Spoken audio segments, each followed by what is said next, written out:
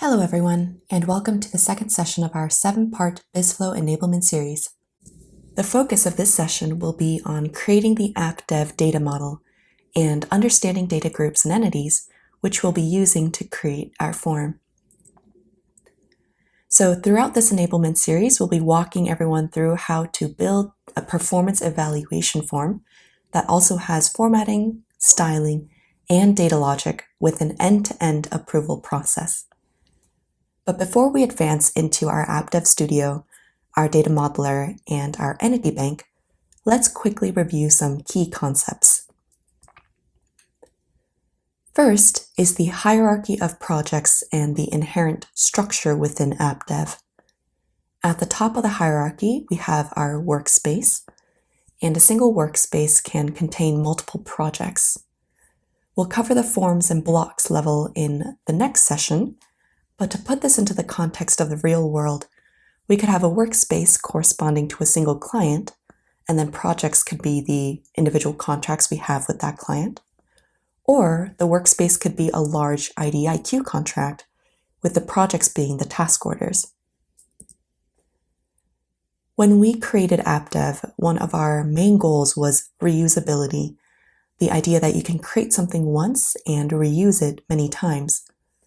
Now we'll encounter this again when we look at forms and blocks, but for data specifically, the Universal Data Modeler and the Entity Bank within AppDev version 3 allows organizations to create and reuse data models at both a project and enterprise-wide level. So as you can see on the graphic on the right, the name entity, for example, was originally created for the intake application, but it can be reused for the adjudication application as well as the review application, and same thing for all the other entities there as well.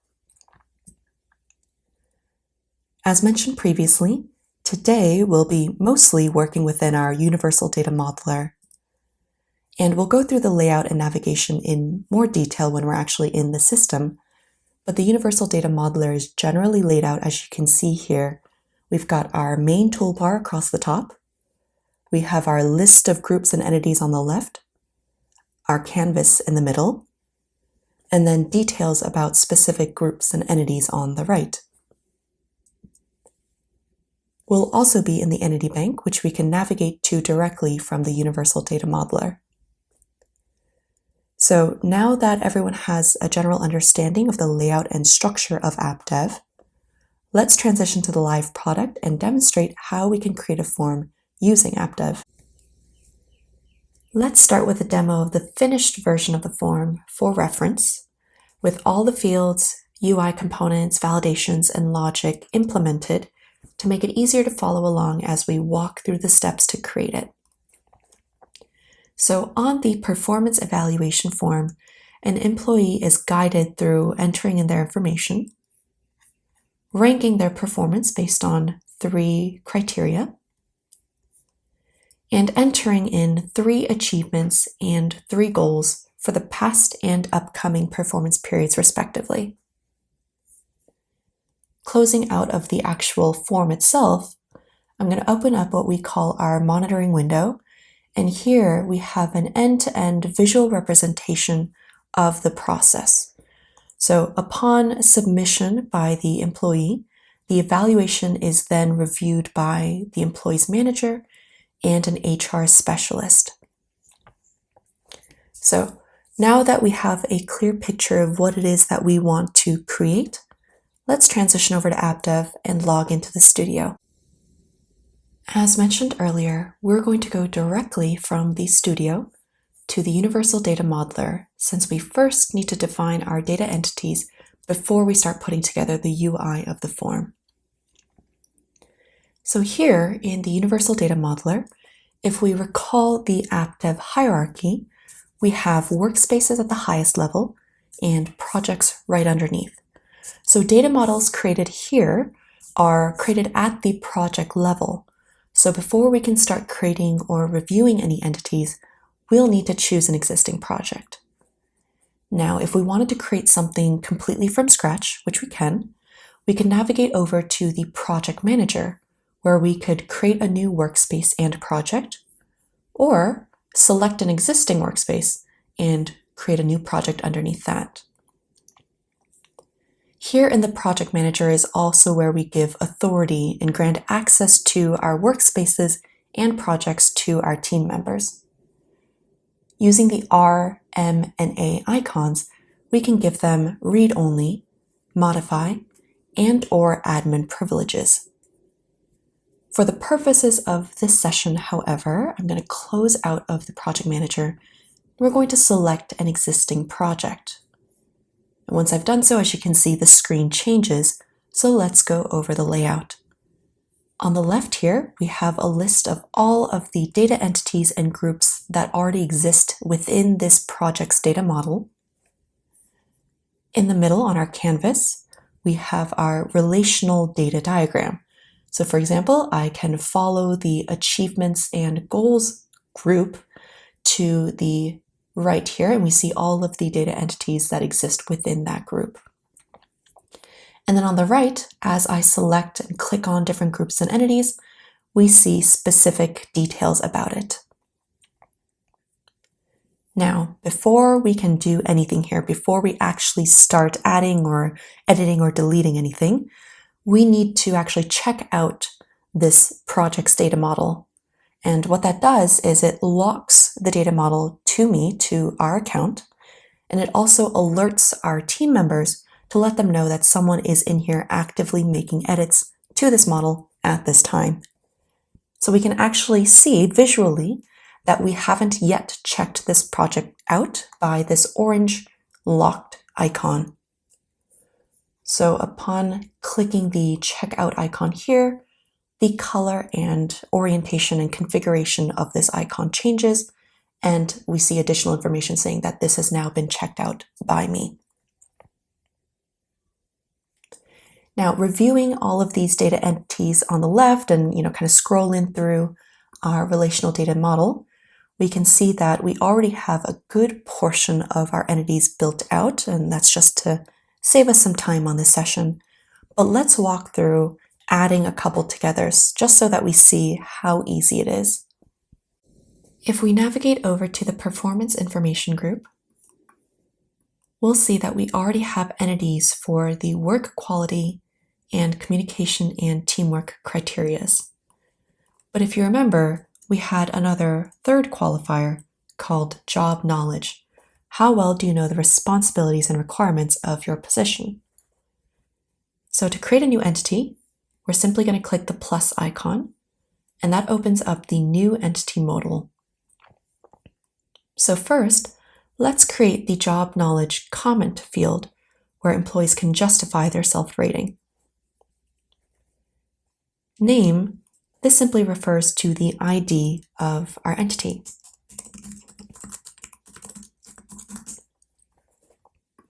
And as I've done so here, as a best practice, we recommend organizations use a unified data naming schema to prevent confusion and duplication within teams. And what I mean by that is, for example, one team member might come in here and create a data entity called employee date of birth and check in the data model. And then another team member might come in, create another entity, and this time they'll call it employee DOB, not realizing that one already exists because they're using two different naming conventions.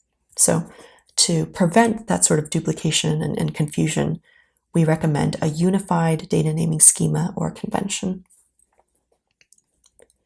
Description. This is a simple description of the sort of information we'll be collecting in this entity. So here, once again, this is the job knowledge, self-rating comments field. Entity alias. This is used by the system. It's another ID for this specific entity. And as you can see, it's auto-generated based on the name. Next, label. This is just, the actual label of the field to be displayed on our Forms UI. Since it's optional, I'll actually show you how we can assign it later when we're in the studio creating the form. Used in, and as you can see, app is already auto-selected, but this defines whether this entity should be used for the app or the rule modeler for our work distribution logic. For the purposes of this series, we'll be focusing purely on the app, not the rule modeler. Lastly, we have type, which is the data type. So hopefully some of these look familiar to you. We've got our booleans, our dates, date time, integer, lookup. But since this is a text field, we're going to select string. And as soon as I select the data type, the system guides us through entering some additional pieces of information for this entity. So first, read-only. Is this just a purely read-only field that users should not be able to enter data into? And as you can see, false is auto-selected, so it's not read-only. Transient. Should the system save or not save the value entered by the users into the database? And once again, also here, false is auto-selected, meaning that this is not a transient entity. And then lastly, since this is a string, text type entity, what is the max data length allowed for this specific field? And since this is meant to be a self-rating justification field, we want to allow for users to enter full sentences or bullet points. We'll allow 1,000 characters. So now that we've defined everything we need to about our string type entity, we're going to add the entity and close. And immediately as I do so, we get an alert letting us know that once this entity has been created and published, the entity alias value cannot be modified. Once again, this is because the system is using that to ID this field. So of course, I'm all right with that. And now we have our job knowledge text field on the left here. And this color, this orange color, lets me know that one, it's a new field that we just created, and two, that it hasn't yet been assigned to any data group. Next, we need to create the job knowledge rating entity, where users will be able to rate their job knowledge from 1 poor to 5 outstanding. So since this field has a list of predefined possible values, this is what we call a lookup data type entity. And so these are your checkbox fields, your yes, no's, your drop downs, and your radio button fields. For these, before we can actually create the entity, we need to create a lookup table which defines the list of possible values. And we create these and manage these under the Lookup Manager tab. Now we already have one for all 3 of the performance rating fields, but let's say we wanted to create another one for another entity, and this time we needed the values yes, no, and NA. So to add a new lookup table, we just have to select our project from the list on the left and click the plus icon. Type is the name of the table, and there's 2 methods we recommend. First, if the lookup table is specific to one entity and will only be used for that one entity, then we recommend you give it the same name as the entity or field it's intended for. This is so you don't have to sit there thinking of a name, and it also makes it really easy to find the table later on when you're connecting it to the entity. Method 2, if the lookup table is generic and may be used for many number of entities, such as the one we're creating here, the yes, no, and NA, then name the table based on the values. To create the table, we're going to click Add. And now that we have the table, to add values to it, we're simply going to select it, once again from this list on the left. And this time, we're going to click Add Value. So for here in this modal, the main field that we want to focus on is the label, and this is the text of the lookup value on the form screen. How will it appear on the UI? Value is how the value will be stored in the database.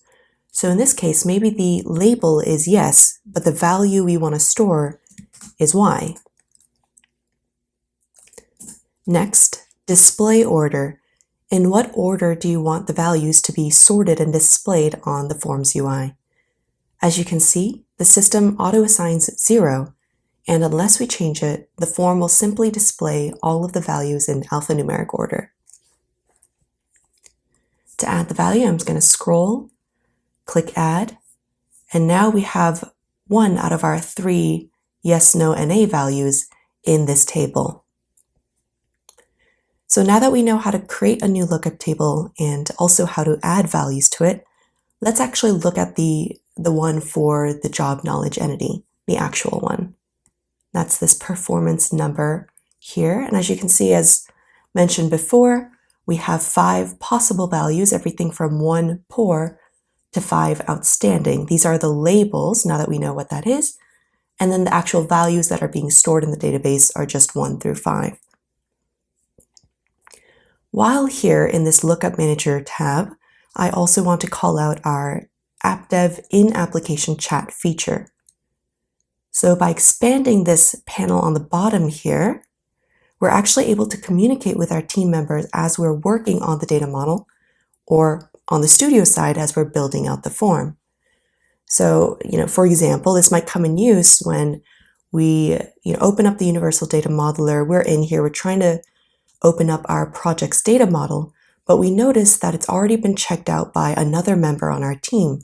I could open this chat feature up to ask them, hey, John, what changes are you making? When do you think it'll be done? So when do you think it'll be done and checked in so that I can take it to make my edits?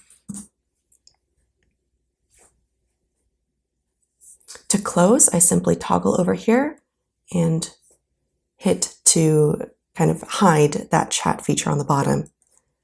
So now that we have our lookup table, we've walked through all the capabilities and features of the Lookup Manager tab, it's time to create our data entity. To do so, we're going to navigate back over to the App Modeler tab and click the plus icon again. Same as before, we'll give it a name and description.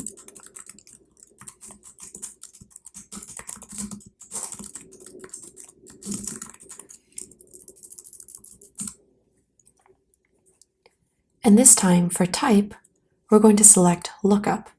And instead of scrolling, I can actually filter through the data types by using the search feature. Click Lookup. And in the resulting Lookup field, let's actually look for that new yes, no, NA table that we just created. And again, using the search feature, here is our new yes, no, NA lookup table. So that takes us through start to finish of how to create a new table in the Lookup Manager, how to add values to that table, and how to map it to the actual entity in the App Modeler tab. So with that knowledge, let's actually look for the performance number, the actual lookup table for this entity. I'm going to click Add and Close to add this entity. And so now we have our job knowledge text, which we created first, and we have this job knowledge number or the rating field. Both are marked in orange. Once again, that defines these as new entities we've just created, and also the fact that they haven't yet been assigned to a group. So let's go ahead and do that now. And all I have to do is select and drag and drop these entities over into our performance information group. As you can see, the color then changes from orange to green, letting us know that these have been properly assigned. Now here, before we do anything else, before we go into creating our next entity, I'm going to go ahead and save our changes. And we recommend you do this frequently just so no changes are lost. Scrolling up to the employee information group, I see that we currently have entities for the employee's name, their position title, and their office or department. But let's say we also want to collect the employee's email address. We could create the entity here in the Universal Data Modeler, just as we did with the 2 job knowledge entities. But since we know that the employee's email entity isn't specific to just this performance evaluation project, let's first check to see if it's been defined at a global level to be used across the entire organization. For that, we'll navigate over to the entity bank And here, users can create and design and publish data entities for the entire organization, not just for a single project. So this means that entities created here are available across all projects and workspaces in this environment. So given the power of the entity bank, entities that are created here have to go through a strict review and publication process. So for that, we have 3 authority roles that are specific to the entity bank. First, we have our designers, and these are users that can design and commit the entities for review. The publishers, and these are users that can do the review and either approve or reject entities that the designers have committed. And lastly, we have our admins, and these are administrators that can assign users to any one of these 3 roles. Moving over to the Design tab, here, designers can create, commit, and track the status of their entities. So as you can see here, we already have one called Employee Organization, and under the status, I can see that I've already committed it for a publisher's review. And publishers will be doing their review on the Review tab here. So here, they can check out any entities that have been committed for their review, see the entity, and either approve, or they can also reject and send it back to the designer for additional modifications. So here this is important because once an entity is fully published, modifications are quite limited given that these are global entities. Over on the Publish tab, everyone can review and view a list of all the entities that have been previously published and approved. As you can see, they've been grouped into categories. So categories are the entity bank's version of data groups, and these can be created and defined and edited on the Category tab. Lastly, just as we had a Lookup Manager in the Universal Data Modeler for our project level data entities, here we have one for our global level ones. So if you can kind of envision local versus global. So now that we have an understanding of all the tabs here in the entity bank, let's go back to the Publish tab. And looking at the list here, I see that the employee email global entity has already been created. So since that's the case, I don't have to create it again. All I have to do is navigate back to our data modeler. And this time, instead of hitting the plus icon, we're going to hit the import entity icon. From here, I'm simply going to drag and drop the employee email entity over into this checkout area on the right and hit apply. So now that this entity has been imported to our project's data model, I can right-click, hit update, and rename it to follow our data naming schema.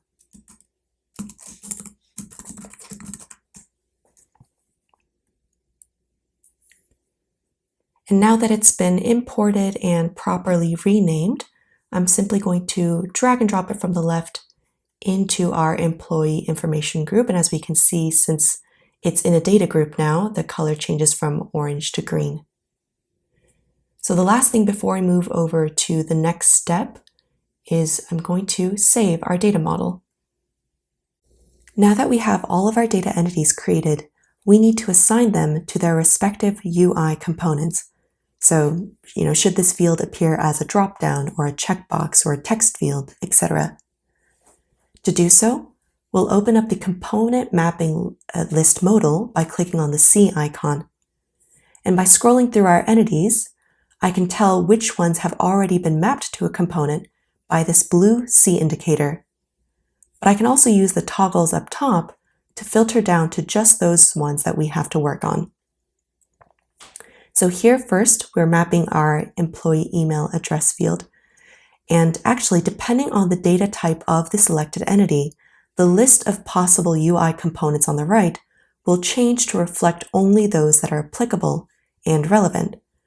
So since the email field is a string, we get our field sets, our labels, our input masks, our input texts. For the email field, I'm going to select input text. And as you can see, the C indicator is now blue, letting me know that it's been mapped. If I'm ever curious or don't understand what any of these components are, I can click on the preview icon to see a preview of how the UI component would appear on the Forms UI. Moving to the next entity, this one is our job knowledge rating field, and as we can see, it is a lookup. And so since it's a lookup, we no longer have the label and input text components, but rather we've got our autocompletes, our checkboxes, our dropdowns, etc. For this field in particular, we're going to select the dropdown component. Lastly, we have our job knowledge comment field. And while this is also a string field, this time, rather than the input text, we're going to give it an input text area. So this is a larger text field, and it's because users will need to give a self-justification for their rating, so they can enter bullet points or full sentences. So now that all of our data entities have been mapped, and I can toggle back over to all, quickly scroll through to see that all of the C indicators are blue. And I'm going to close our component mapping list. Next thing always is, of course, save. Every time we make changes, we want to save our changes. And here, now that our data model is complete and ready for use, we need to publish. And publishing, by this publish icon here up top, it simply makes the data model, our entities, available for use in the studio so that we can actually drag and drop them onto the canvas to create our performance evaluation form. Now, the very last thing we need to do here before navigating to the studio is to make sure to check in the data model so that it's no longer locked to my account. And this simply lets my team know that we're not in here actively making changes and that this data model, this project, is available for them to check out. With that takes us through the end of session 2. So let's quickly recap and review what we learned today. So today in session 2, we covered how to create our project's data model.